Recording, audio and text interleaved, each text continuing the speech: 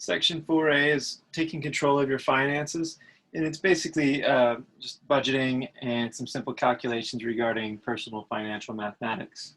So start out with something that's a little bit overly simplified for the example, but it's still a useful place to get started. Now, suppose that we maintain an average balance of $2,000 on a credit card, which charges an annual percentage rate of 11%. We'll see APR, the acronym APR, quite a bit. That's annual percentage rate every time we see that. If we're given an interest rate like this and it doesn't say APR, and it doesn't say anything else, we'll assume that it's APR. So we'll always assume it's APR unless otherwise stated. Now, so yeah, the example is kind of describing this situation where we pay a little bit of our credit card off, but we charge things back, and it seems like at the end of every month, we seem to have a $2,000 balance on this card. So what does that balance cost us over the course of a year or course of a month when we have an 11% interest rate charged against it? So the interest is equal to the balance times the rate. So in this case, our monthly interest rate compared to an annual percentage rate, or sorry, a monthly interest calculated with an annual percentage rate, means we need to adjust that annual percentage rate so that it's a monthly percentage rate. So this credit card would charge you 11% if you held that balance for an entire year. So if you hold that balance for 1 month, that's 1/12 of a year. So we need to do 1/12 of that percentage rate. So we have the balance of $2,000 times the APR, the annual percentage rate, but since it's a monthly interest charge that we're going to accrue, we need to divide that interest rate by 12, so we have a monthly interest rate to match the monthly interest charge. So we have $2,000 balance times 0.11 is 11% converted to a decimal, as we should always do, convert percentages to decimals before putting them in formulas. Divide by 12, we get $18.33. Just rounded to the nearest cent there. Now, how much do you pay in interest each year for this average balance? Well, this is where we can use the annual interest and just use the annual interest rate, annual percentage rate directly. We don't have to adjust it. We just use 0.11 in the formula and we come out to a total of $220. Now, of course, we could have done this the opposite, calculated our annual interest that's due on the card and then divided that by 12, and we would have had this $18.33 figure for that if we wanted to come back and do things in that order. So that's just a simple introduction to some basic financial mathematics. Basic budgeting is the main topic that we'll see in section 4A, and it's a pretty simple process. You list all your monthly income, including the average monthly amount for any income that we don't get monthly, in other words, an income tax return or an end of the year bonus or scholarship, something like that, where a lump sum that we're given annually or biannually. We regularize or divide something like that by 12 to make it a monthly income. We'll see an example of that soon enough. We list all of our monthly expenses, and we also normalize things that are not monthly expenses to be monthly expenses. We'll see how to do that. So we account all expenses throughout the year, monthly and otherwise. And then we subtract our total expenses from our total income in order to determine cash flow. Obviously, we always want cash flow to be positive. That means we're below budget, or at least not spending more than we're making. If we have a negative cash flow, well, then we're spending more than we're making, and that could be problematic.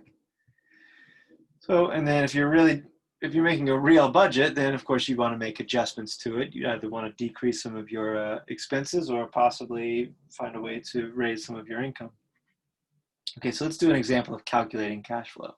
It's not comprehensive. It doesn't have a full set of life's expenses in it, but it's also not unbelievably sparse. Now, suppose we're creating a budget. Our monthly expenses are $700 for rent, $150 for gas, $100 for health insurance, $90 for car insurance, $120 for a cell phone, $200 for utilities, and so on. Those are all monthly expenses. Now, in addition to the monthly expenses, we have $15,000 in college tuition that we pay each year. So that's an annual expense. So one of the first things we'll want to do is take that annual expense of $15,000 divide it by 12 to make it a monthly expense. And that result of that is $1,250. So without looking at our income in the problem yet, since we know we're going to be asked to find this monthly cash flow, we list all of our expenses from this list. And I haven't written them all in, and these ellipses are these values here that we don't see listed, plus the $1,250 right here. If we put all those onto the list and add them up, we'll get $3,310. Those are our monthly expenses. Now, that's what we'll subtract from our monthly income. Okay, and our monthly income, our after-tax paycheck is about $2,000, we're told in this problem.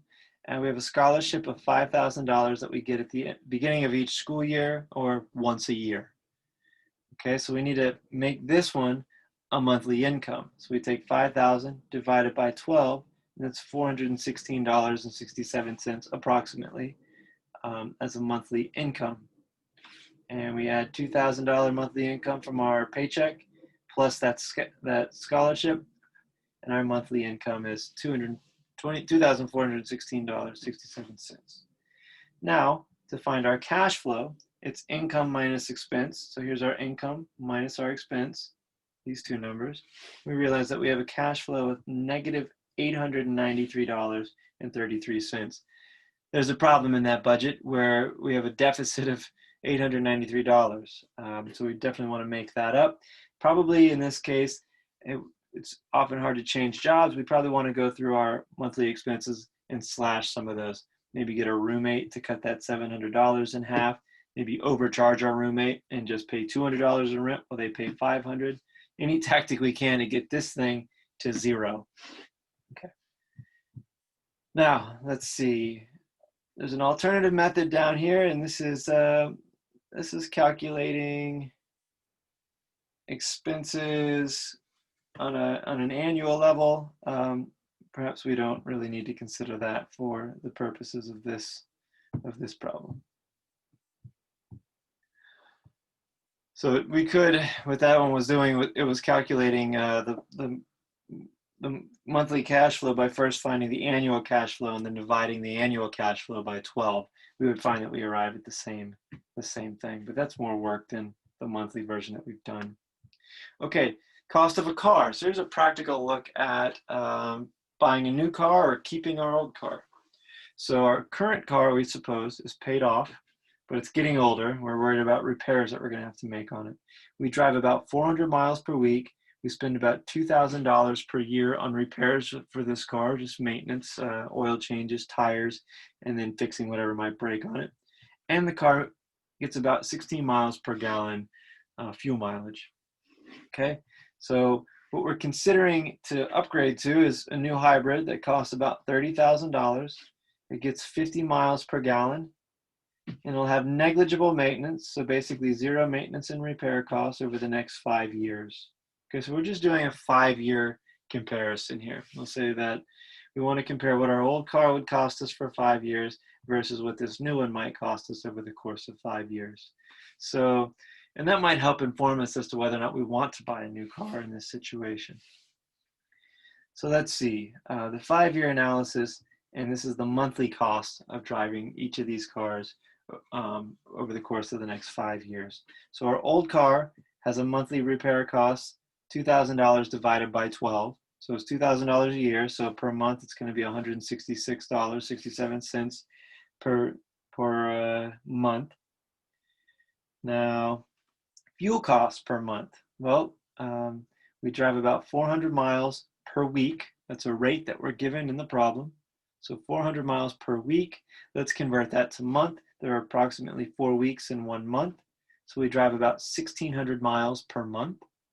A nice unit conversion here. So 1,600 miles per month. Now, what does that cost fuel mileage wise? Well, let's find out the number of gallons 1,600 miles per month is going to be. So 1,600 miles per month. If our car gets 16 miles per gallon, we can think of that as 16 miles equals 1 gallon. So that could be, that's our conversion factor in this situation. And we've set it up so that, of course, miles will cancel with miles. So we put 1 gallon over 16 miles. Of course, we always set up the stoichiometry table so that those units cancel out to what we want. After all, this is going to cancel out and be gallons per month. That's a useful measurement. That's what we want to find here. So once we're done making this calculation, we realize that our car, given the amount we drive and its fuel mileage, uses 100 gallons per month. Now we'll estimate the price of gas at $3.40 per gallon. I realize that's a bit of an overestimate currently, but in the past it's been about that much. So if we use $340, if it's $3.40 per gallon and we use 100 gallons per month, our dollars per month expense after these gallons cancel out will be $340 per month. So it costs us $340 per month plus our repairs that we make at $166.67, and total per month we'll spend about $506 on this old car. Now, what would it cost for the new car? Now, the new car is more complicated. Of course, if we finance this car, if we don't have $30,000 in cash handy, then it's going to cost us more than just $30,000 because we'll have to pay interest on the loan that we used to buy this car with. Now, maybe we do have the cash, and we'll say maybe we'll just drop $30,000 down on it. Over the course of 5 years, that's $30,000 we don't have for the next 5 years that went into this car. So we divide it by 5 to get how much it would have cost per year, and then divide that by 12 to see how much this car is going to cost us per month for the next 5 years. So it comes out to $500 per month, and that's essentially treating this calculation as we're going to pay $30,000 for a car that we're going to assume we're going to drive for at least the next 5 years. So that $30,000 split up over those 60 months, 5 years times 12 months, giving us 60 months, comes out to $500 per month, roughly in the upfront cost of that car. Okay, the fuel cost of this thing, since the fuel mileage is quite a bit better, let's compare that or throw that into the calculation. We're going to drive 400 miles per week still. We need to convert that to a month per month. So we use the same 4 weeks per 1 month conversion. So we're at miles per month. We want to convert miles to gallons. So in doing that, we do 1 gallon per 50 miles. That's the fuel mileage of this new car. We see that up top in that second paragraph. Okay, so we use that fuel mileage there. And then lastly, we use $3.40 per 1 gallon.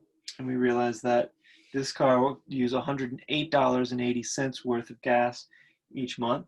We add that fuel price to our cost of the car for the next 5 years, or what the effective cost of the car is over the next 5 years is, and we get $608.80. Now we're in a position to maybe make a slightly more informed decision about whether or not we upgrade from our old car or we just stay with our old car. It's about $100 difference. Other factors will probably go into this, but it's really nice to know that this is pretty close in terms of these calculations. I think one prohibitive factor would be the fact that maybe we don't have $30,000 around, and this number would be even more because if we're financing the cost of this car, that $500 is more because of the interest that will be due on the loan. But anyway, making informed decisions as best we can is really all we're going for in this situation, and that's a nice way to help to inform yourself about a financial decision, to do some kind of analysis like that. Now, an interesting and kind of fun final analysis here is the value of a college degree, or the average value of a college degree. So if we look this up, we'll find that these are still relatively true, these statistics we have here. The median salary for a full-time worker, so that's essentially the average salary for a full-time worker who's 25 or older, who has a college degree or higher, is about $65,000 per year. Okay. Now, the median salary of a person with only a high school diploma and not a college degree or higher is $35,000 per year. Okay, so let's calculate essentially the value of a college degree in this regard. So what we'll do is we'll assume that each person or each type of person will work a 30-year career. And then we'll compare total career earnings after 30 years for somebody with a college degree earning that median salary versus somebody with just a high school diploma earning that salary per year. And we'll see the total lifetime earnings of each of these people. We'll make the difference, or we'll calculate the difference, and we'll call that that's the difference in these two education levels. Then it's going to be a fair representation of what the difference in a college, or what the value of a college degree actually is.